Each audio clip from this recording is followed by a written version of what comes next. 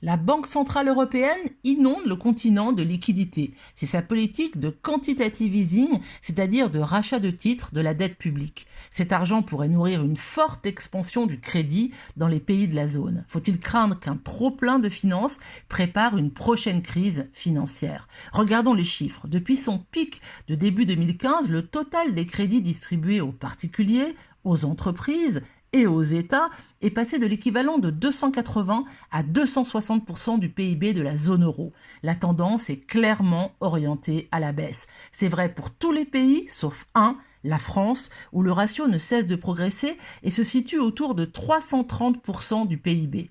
À y regarder de plus près, l'explication se trouve dans un fort endettement des entreprises françaises. Il est loin d'être le plus élevé. L'Irlande, le Luxembourg, les Pays-Bas sont au-dessus, mais il est celui qui reste en progression quand les autres sont orientés à la baisse. Un pays à surveiller donc.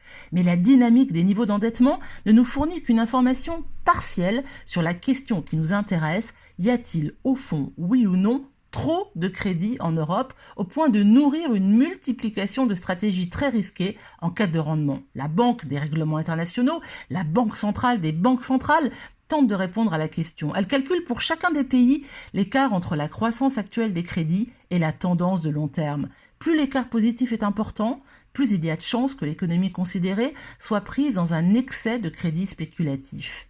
Or, les statistiques de la BRI dresse un tableau à l'opposé de ce que l'on pouvait attendre.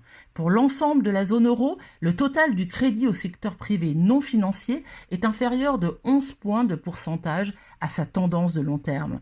Les pays qui ont connu un excès de crédit immobilier au début des années 2000, comme l'Espagne, l'Irlande ou le Portugal, présentent la situation la plus en repli par rapport à leur tendance de long terme. Les autres pays de la zone euro affichent également un niveau de crédit inférieur. Seuls 2 pays montrent un écart positif, l'Allemagne et la France, mais il est faible. Les économies de la zone euro ne semblent donc pas victimes d'un excès de crédit. Cela ne signifie pas, bien entendu, que tout risque financier soit écarté. Les banques italiennes restent fragiles, tout comme le géant bancaire allemand, la Deutsche Bank. Mais un scénario à la mode du début des années 2000, avec excès d'endettement généralisé, ne semble pas probable pour l'instant.